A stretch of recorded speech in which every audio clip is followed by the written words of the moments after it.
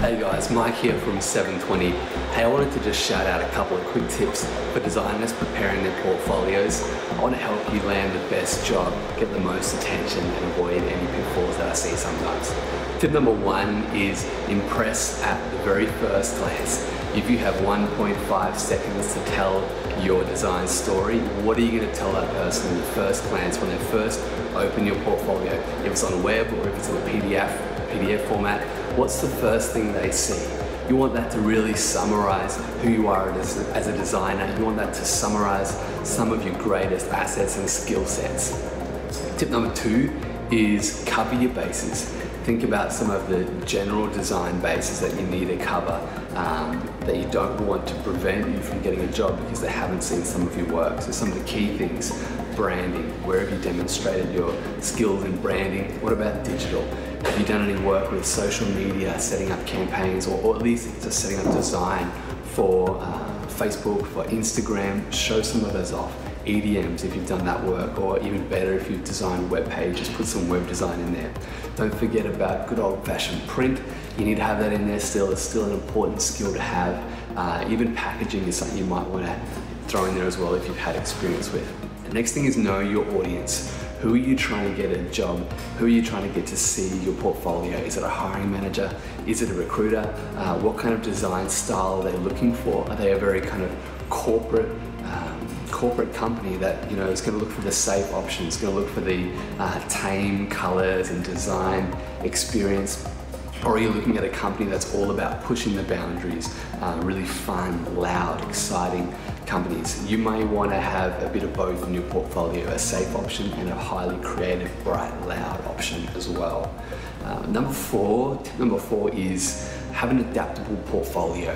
You never know the kind of scope. Read through the job description of a role you're applying for, and potentially you might want to adapt your portfolio towards that. It might be a role that's very strong in brand. They really want to see some brand examples. Don't leave your best branding work down to the bottom of your portfolio. Put it front and center, and adapt those as you need to.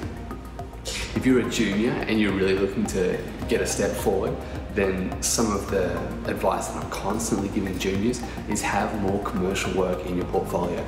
I know it's hard, everyone's graduated at the same time, we've all got the same student portfolios that you're showing us, which is fantastic. They do a good job of showing us your creative style, but have some real clients in there as well. If you haven't been freelancing, I encourage you to find some. The best place to find them is close by with your friends and family.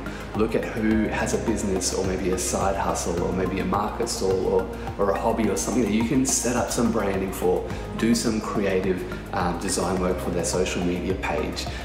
Do some campaign work maybe for their EDMs. Maybe do a whole shop front design that they may not even have yet, but you can still put it in your portfolio. If you don't have a friend or family with a business, then look close by. Where do you buy coffee? Where do you go to the movies or have a drink with your friends? Could they use some design work? Don't be afraid to work for free, and don't be afraid to work for beer. You need to be able to showcase that you can work for a real client, that you can get things across the line. And even with that work, some of the advice I sometimes give is show the real client work. But sometimes you hate that work, to be honest. Sometimes that's not your most proudest work. Show the work that the client chose, maybe the safe option, but also feel free to show side by side what you would have chosen, what your best concept was. And you can have those showed side by side to demonstrate that you know how to play the safe option, but you also have great concept creation. My final tip is to invest into getting good mock-ups. Having a good mock-up for some of your design work just really makes it stand out. If you're doing web pages, have a good mock-up behind it, especially if you're doing applications or responsive web design. Even print stuff, have good mock-ups. It really makes your work pop and stand out. Thanks so much. Talk to you later.